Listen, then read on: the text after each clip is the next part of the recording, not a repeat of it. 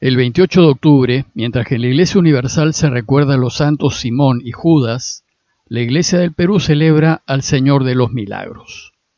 En el siglo XVI, un español de apellido González compró una propiedad en las afueras de Lima que se conoció como la Huerta de Pachacamilla.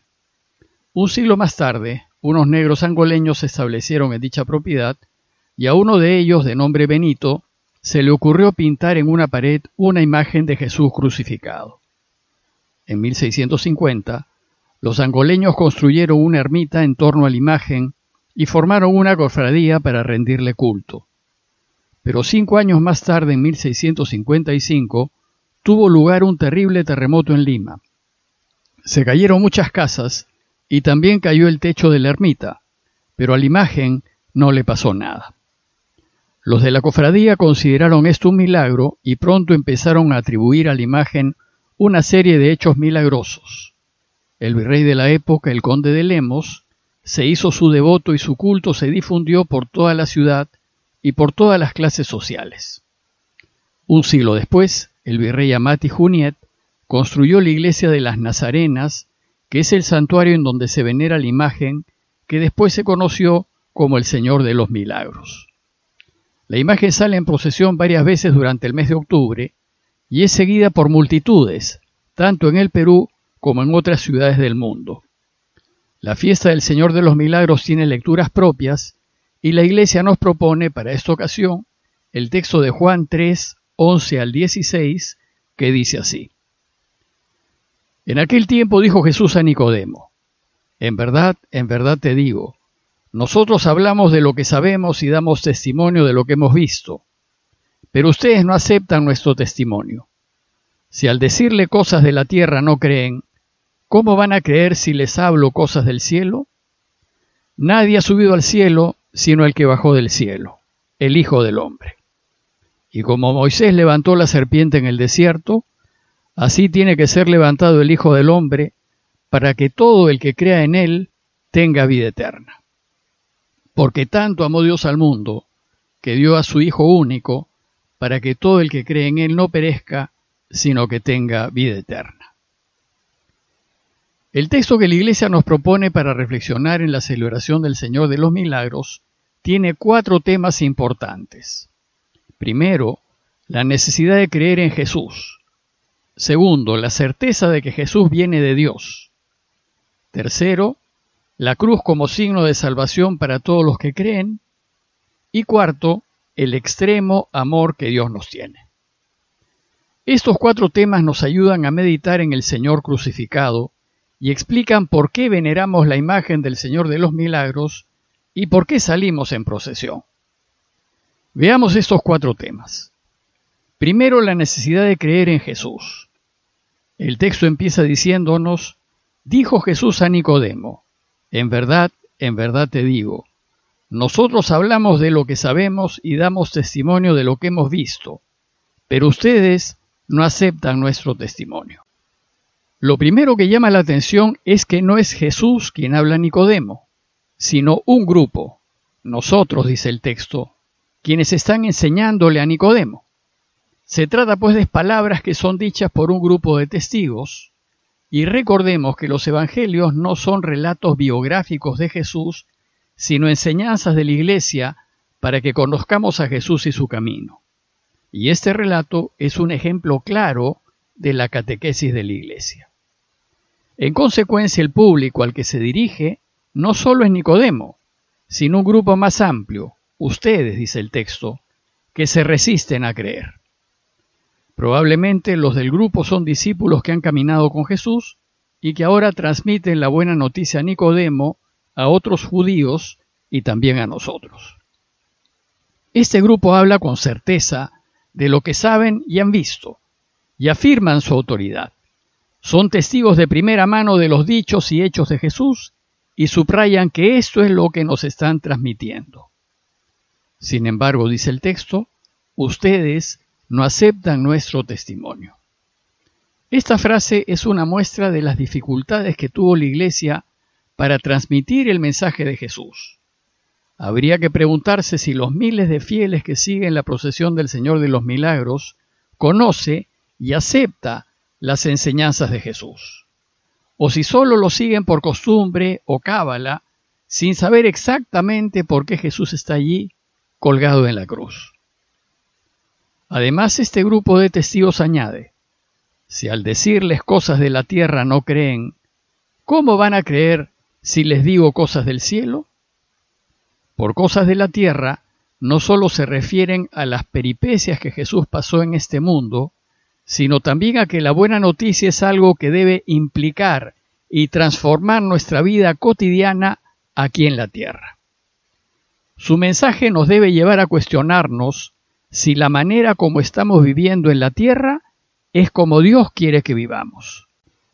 Pues hay muchos que viven en las nubes, alejados de la realidad y solo se ocupan de las cosas del cielo, pensando que así alaban mejor a Dios, sin darse cuenta de que la manera como lo alabamos es preocupándonos de las cosas de la tierra, y que el deseo de Dios es que hagamos su voluntad en la tierra como en el cielo. ¿Creemos en este Dios? El segundo tema es la certeza de que Jesús viene de Dios. Dice el texto que nadie ha subido al cielo, sino el que bajó del cielo, el Hijo del Hombre. La mención de que ha subido al cielo se refiere al anuncio que hace la Iglesia de la resurrección de Jesús. Que Jesús haya resucitado es un anuncio que fue y que es muy difícil de creer. Y sin embargo, la Iglesia anuncia con certeza de que el resucitado es el que fue crucificado. Pero además nos dice que el crucificado no ha sido uno cualquiera, es aquel que ha bajado del cielo, pues Jesús viene de Dios de una manera única, no como un simple maestro carismático, sino como Dios mismo. Por tanto, lo que Él enseña es digno de total confianza. Es decir, tenemos que darnos cuenta de que el crucificado es el Hijo de Dios. Este también es un anuncio difícil de creer. Y esto significa que cuando nosotros vemos la imagen del Señor crucificado, tenemos que darnos cuenta que a quien está allí es Dios mismo, el Hijo del Hombre, el Creador del universo, el Rey de Reyes y el Señor de Señores, que fue capaz de morir crucificado por nosotros. El tercer tema es el de la cruz como signo de salvación para todos los que creen en Él.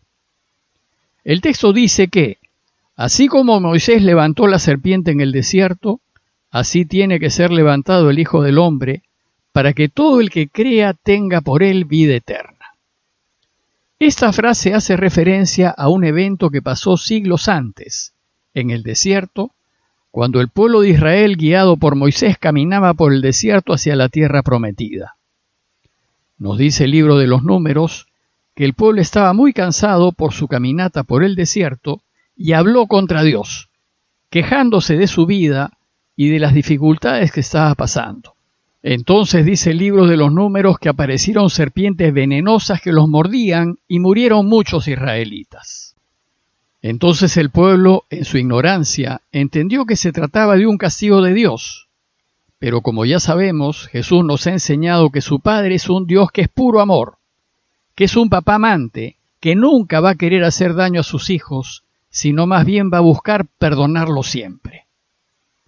El pueblo entonces le pidió a Moisés que rece para que se vayan las serpientes. Y dice el texto, en Números 21, 8 al 9, que Dios respondió diciendo a Moisés: haz una serpiente venenosa y colócala en un estandarte, y los mordidos de serpientes quedarán sanos al mirarla. Moisés hizo una serpiente de bronce y la colocó en un estandarte, y cuando una serpiente mordía a uno, si éste miraba a la serpiente de bronce, quedaba sano.